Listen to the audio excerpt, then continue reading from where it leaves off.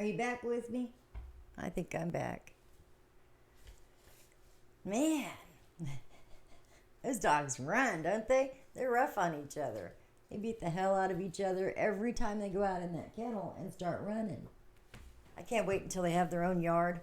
You know, something really super important to me is that they have room to run and they have to be contained. Because room to run for Luna and Buddy would be, well, most of the county. Most of the county. I think they would leave in the morning and they would come back sometime in the evening time. Morning, Freya. Morning, beautiful.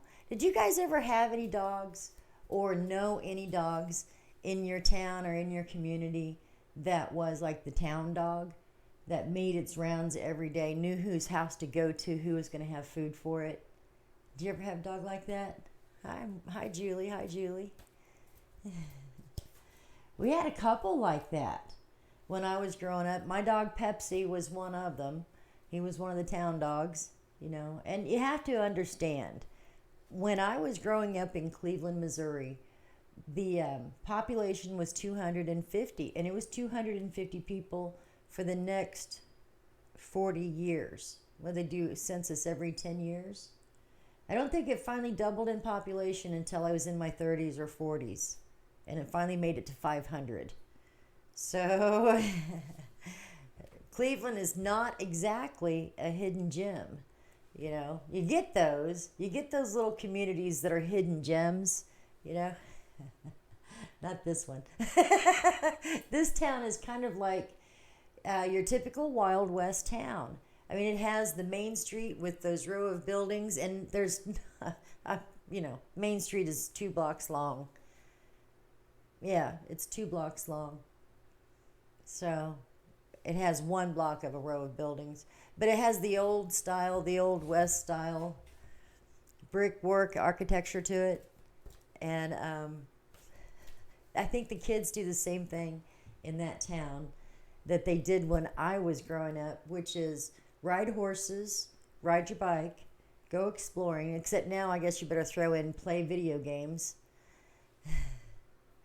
Nicole said, yeah, her dog Lola knew all the neighbors to go to. Yeah. You know, and I remember being at other people's houses, and I'll get back to the town dogs here in a second, but I remember being at other people's houses, and they did not have a dog, but they had dog treats. You know, why you got that? Oh, because Lola's going to show up here in a little while.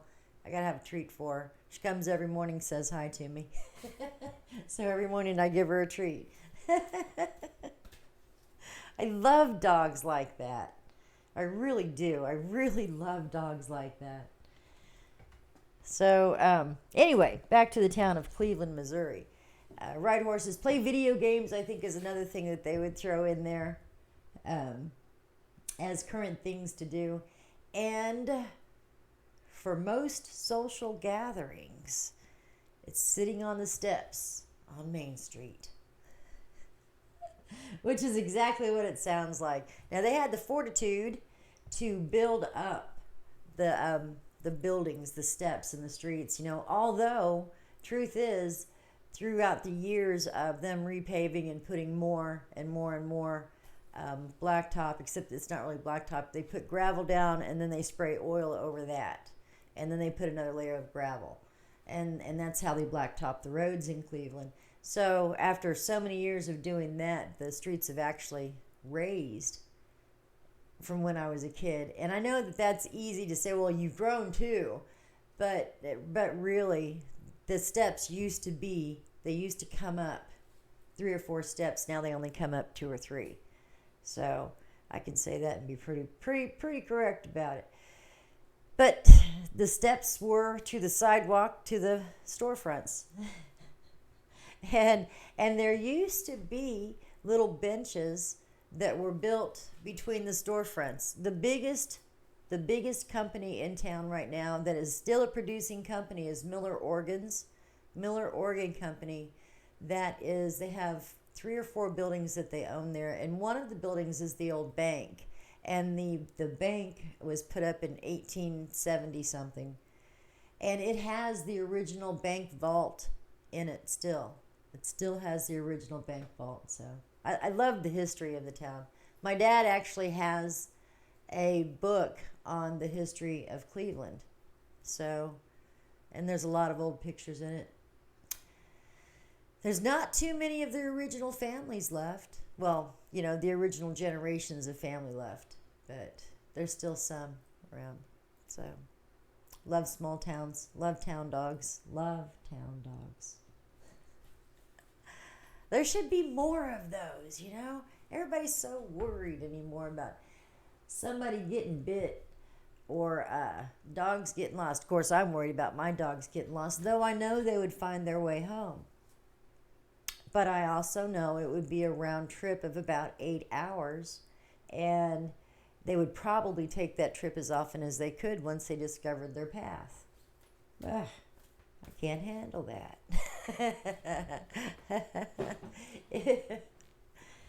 Maybe I can. I've learned to adjust to scooping poop, bagging poop, and I always have stupid things that go through my head whenever I have to pick up poop, bag it up and throw it in a little waste can. What do they do with it after that? Does it just go to the trash? Because I figure if I'm saving it and I'm going to the trouble of picking it up and putting it in a bag for somebody, should be going to some kind of purpose. Whether it's fertilizer or waste treatment, to burn, to power some community, they should do that. I mean, if we're going to bag it up for them, might as well make some use of it.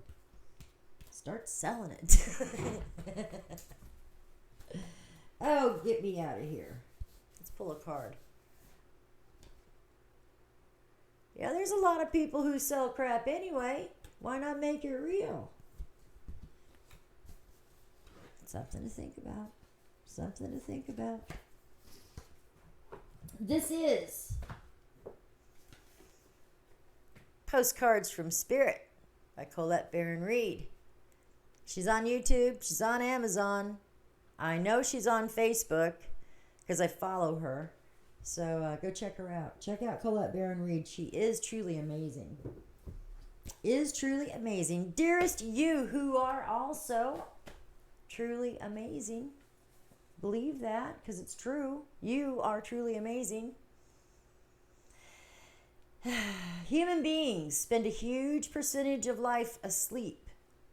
Not just in bed, but the kind where you forget that you are a spiritual, immortal being taking on a temporary human form. It's not your fault.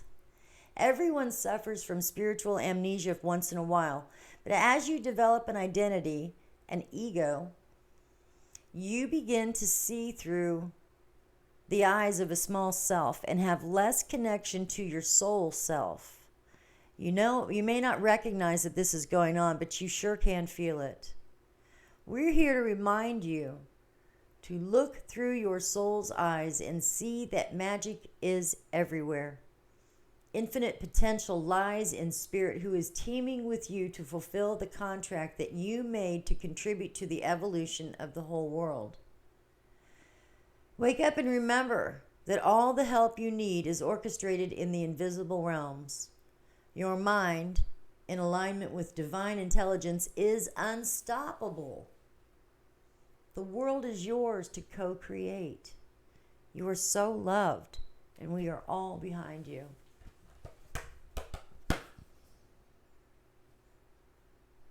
I'm going to pull another card, because that feels like there's more to say.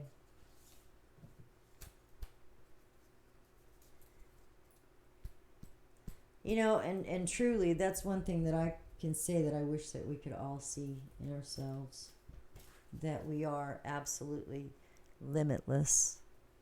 We are limitless. There's nothing in this world that we cannot do. Nothing. We can do it all. We can do anything. And we create everything as we go on through our life. Okay. Let's take this. Good morning, Karen. Let's take this from a young lady's perspective. Let's say she's single, she's young, she's in her early 20s, she's gifted, she's got a little bit of stuff going on up here, but she doesn't really know what it is or what to do with it. But she's got her eye on this guy. He is so stinking cute. He's just adorable. And he's funny. And she just can't wait to spend some time with him, but she's so shy. And it's not like her to go up to somebody first and ask them out. No, she wasn't raised like that. So she waits. But what she's doing the whole time she's waiting is she's going, gosh, I really like that guy. That guy is so stinking sweet. He's so stinking cute. I really like him. Oh, I wish he would come and talk to me. Yeah, I would give anything if he'd come and talk to me. And she's just always talking about this cute guy that she really wants to meet. And she's putting these vibrations out in the air, and especially if she's in his field of vision on a daily basis. She's putting those vibes out to him. She's not just scattering them around the world. She's naming where they're going. And she may be thinking that they're going up in the mountaintops, and those words are playing in the flowers and in the meadows and in the fields and all these beautiful, sweet thoughts. But the truth is that as she's speaking what her desires are, she's also naming her desire. She's naming her desire. Now, there's a whole lot at play there. There's pheromones going on, there's attraction, there's eye contact. There are things that happen to create small moments, chances of interaction. Because maybe they work in the same place. Maybe that's how they see each other all the time. They work in the same building, doing the same thing, but just haven't had that chance to connect. But these little opportunities are coming more and more frequently, and they last a little bit longer.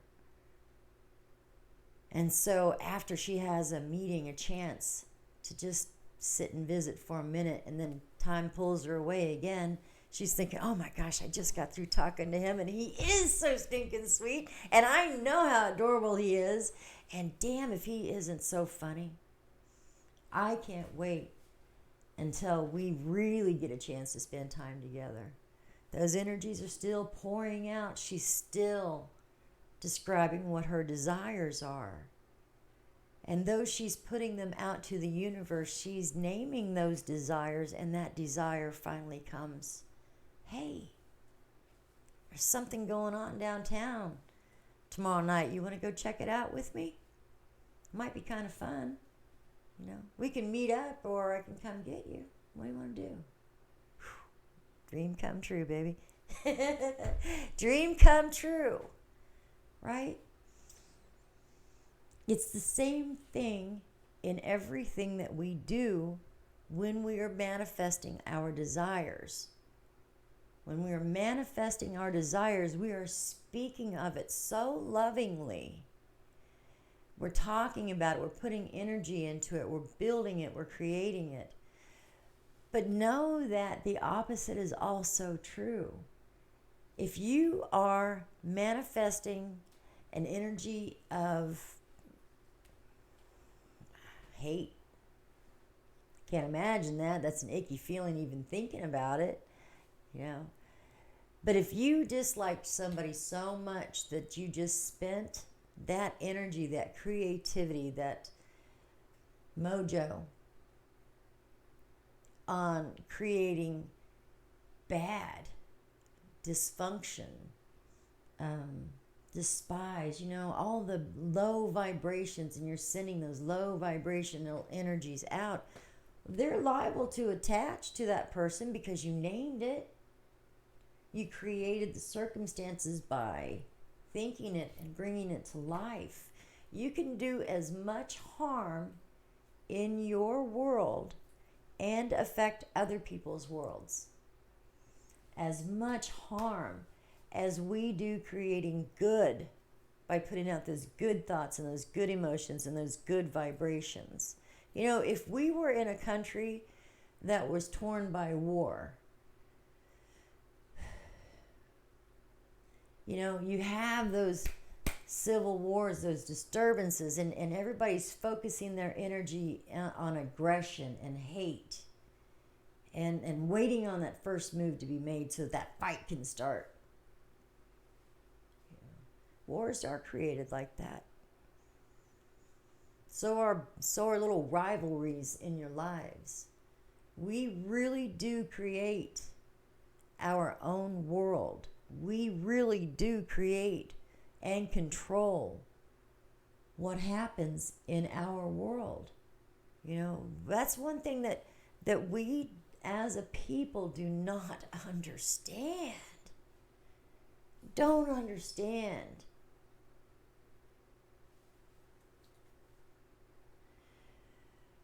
We create by our moods, by our thoughts, by our energies.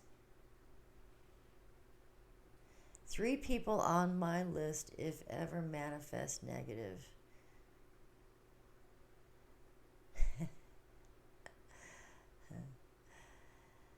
I think Julie's texting and driving. Don't text and drive, Julie.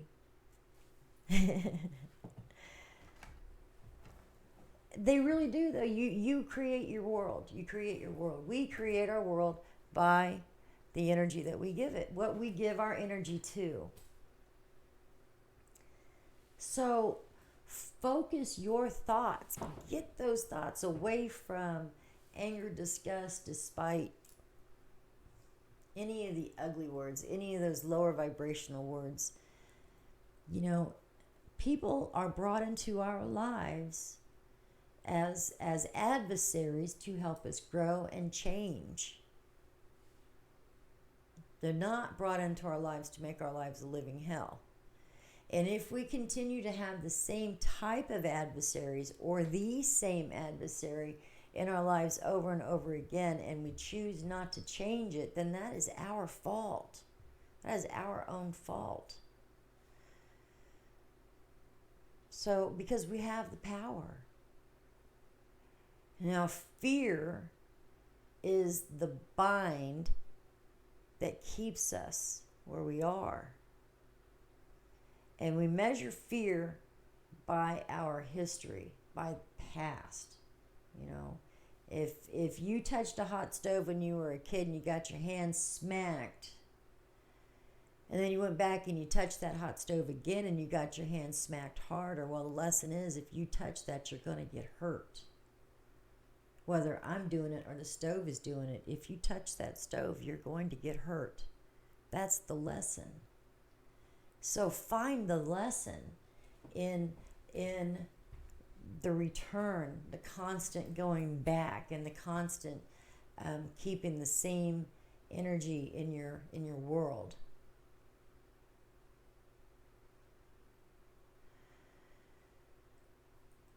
Starbucks. Actually, it's at Starbucks. That's funny.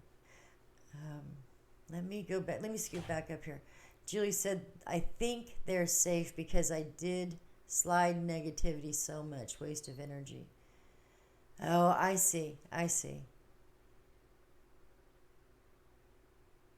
Negativity is an enormous waste of energy. Enormous. Because, we spend a lot of energy being mad, angry, filled with hate, despising somebody, blaming other people for shit that we created. Well, if it wasn't for him, I wouldn't have done that. Bullshit. You'd have done it anyway. Circumstance just had to be right. You would have reacted the same way. You would have done the same thing because that's where your vibrations are. So you don't start to change until you begin to change the vibrations in your life. And that means raising the vibrations, speaking kinder words.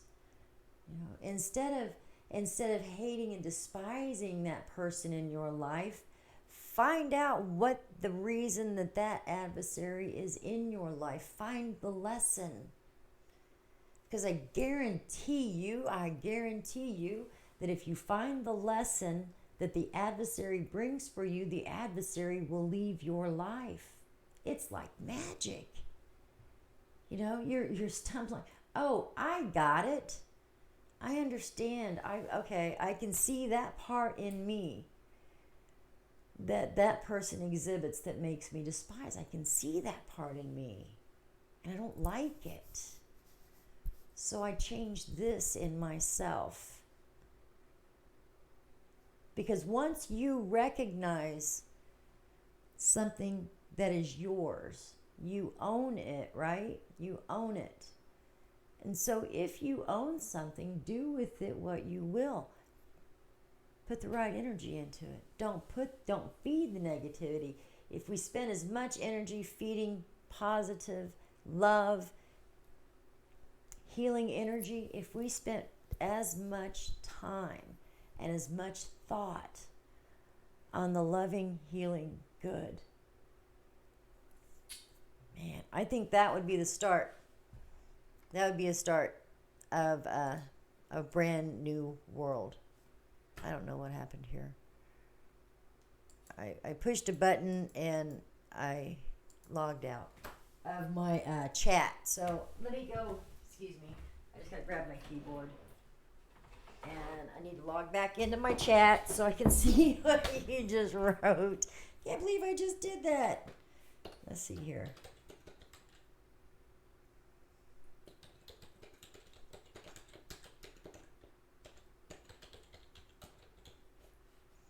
Yep. It's another manic Monday.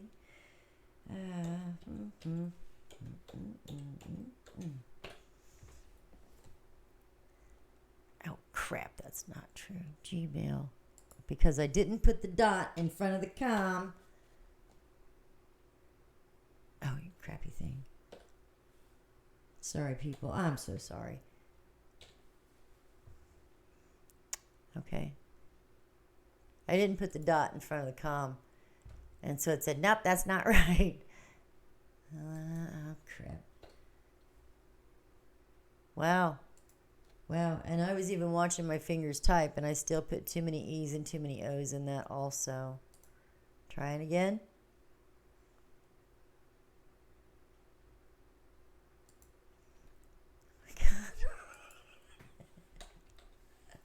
I'm so sorry. I'm just trying to get back to my chat.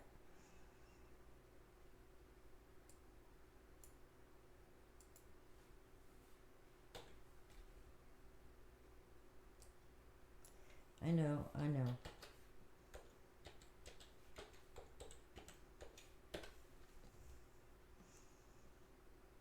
dang it. What the hell am I picking out? Squares with crosswalks. Don't you hate technology? I mean, am I the only one? Am I the only one that has as much problems with technology as I do? It just doesn't seem right.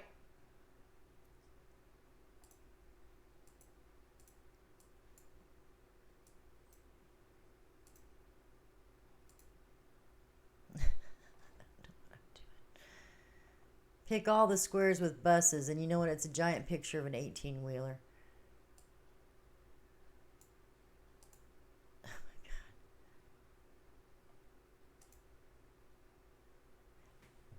God. Okay. I'm going to have to catch the chat whenever I get off of here, because I am having the worst time. Having the worst time right now, so I'm not going to worry about that stuff. What I am going to do, because you guys can chat amongst yourself, you don't need me to monitor, nor do I need to moderate. Absolutely, you guys can talk amongst yourselves while I pull another card. Because I'm not ready to hang up the phone yet. I am ready to quit messing with the computer, though. I get so frustrated, and it only takes me a few times of trying that I'm like, done, quit. And I get up and I walk away, because if I don't, I will turn into a puddling, bawling mess. Because, and I really think that the more in tune we are, because I really feel very, very in tune with spirit, and very much in tune with spiritual things, and I really believe that the things that we talk about in the morning are channeled thoughts and words of wisdom from my guides. Truly I do. If I didn't believe that, I wouldn't sit here and do this, because I don't feel like me as a person. I mean, I've accumulated some knowledge, but some of the things that these guys say, some of the words that they give to us, the messages that they share with us, are way above and beyond anything that I ever thought about.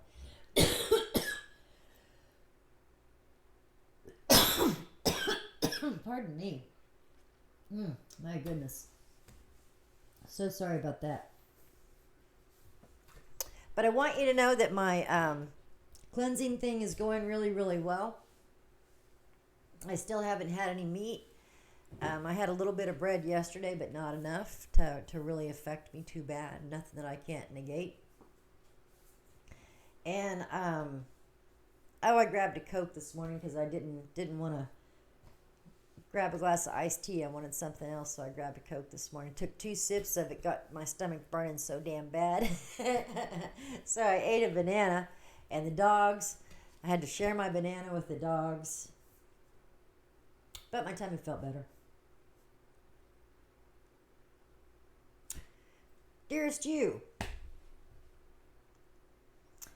since you are on Earth, you understand how buildings are built, right? Good solid foundation, and yet flexibility too in case of earthquake. Truth be told, you can't offer something sustainable unless it takes form one step at a time, or an actual house that needs a sturdy foundation dug, poured, and built. We want to remind you of this because you might need a little encouragement to see that this is true in your life at this time. Celebrate the fact that right now you can repair the cracks in the foundations of your life effortlessly, as well as do a general site check to ensure that your hard work is being well supported. Do this and know that you are building your life on a perfect and solid foundation that will allow you to welcome many miracles waiting to come to visit. We're so happy for you and so intrigued by what you are building. That absolutely, to me, absolutely follows along with whatever message Spirit had for us today. But it certainly flows with the conversation, doesn't it? Last card. Choose it if you will. If these cards ring true to you, if they sound right, if they sound like they're talking to you, then I'm pretty sure they're talking to you. I mean, that's what I found. That's the way I understand it. So if you feel like these cards are calling to you, little sister, man, you're talking to me today. Know that Spirit is talking to you today. Dearest you, we are a chatty bunch over here, always talking about how to support you in your life's journey. We communicate to you through the language of oracles, dreams, signs, metaphors, and omens. In your life on earth, however, clarity in your communication is essential to being understood. You don't speak in symbols, and if you did, you would definitely confuse things. Right now, you're facing a situation in which you're being asked to have integrity. Be clear and learn how to ask for your needs to be met. The first step is to admit out loud that you have needs. The second is to ask out loud for them to be met. And the third is to allow the other person, organization, or even us answer you. When you follow these steps, you can most definitely expect an answer. In your favor, affirmative, we say, loving you so very, very much. And they do love us. They really do. Your spirit guides, your ancestors, your loved ones that have crossed over, the angels, the spirits of heaven, all that is good is of love. And all love is from Source, who is the Creator, who is God the Father. He already knows what's going on in our world, right? We're good. We really are golden. Even if it feels like everything around us is crap, we are good. We're golden. Now we need to lift our vibrations up, because the thing about spirit is they can bring their vibrations down to a point. They're trying to meet us, but they can only meet us halfway. That's truth.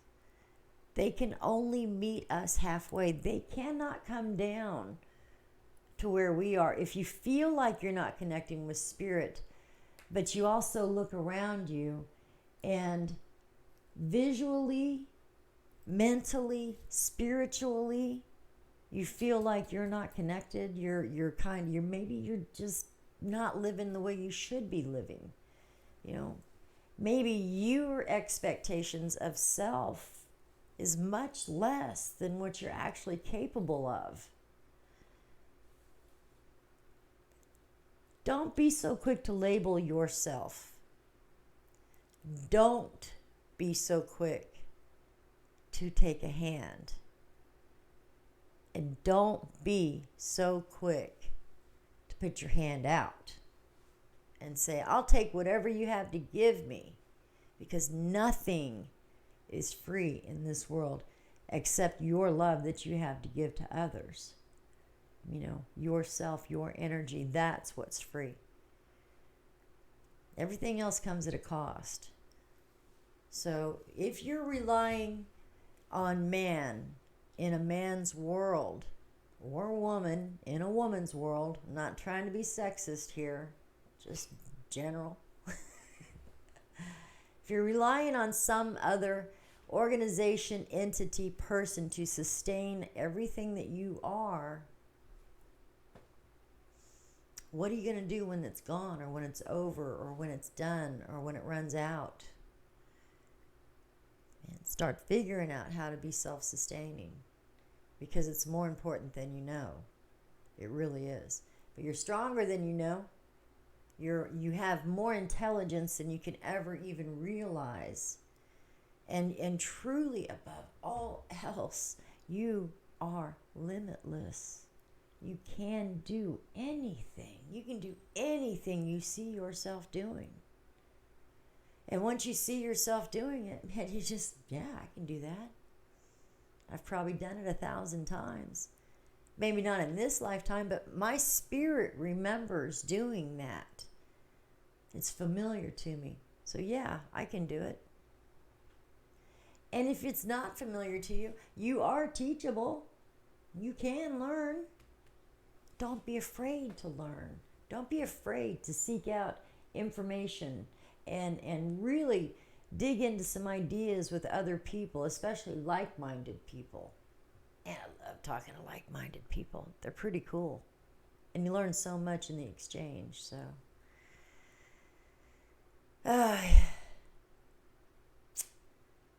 Boy, that's a lot. Whew. Heavy Monday. Heavy Monday. But you know what? I think what I'm going to do is get off of here and let you guys go about your days and raise your vibrations. Change your words. Don't be sick and tired of being broke, because you'll always be sick, tired, and broke. Be happy for what you have. Want what you have.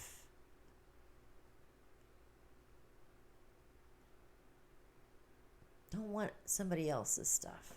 Want what you have. When you love what you have, love yourself, love your things, love your life, life loves you right back. Give that love abundantly. Give it abundantly every day, everywhere you go, to everyone that you speak to. Give them a smile, nod your head, say good morning. Have a beautiful day. I love you. Peace.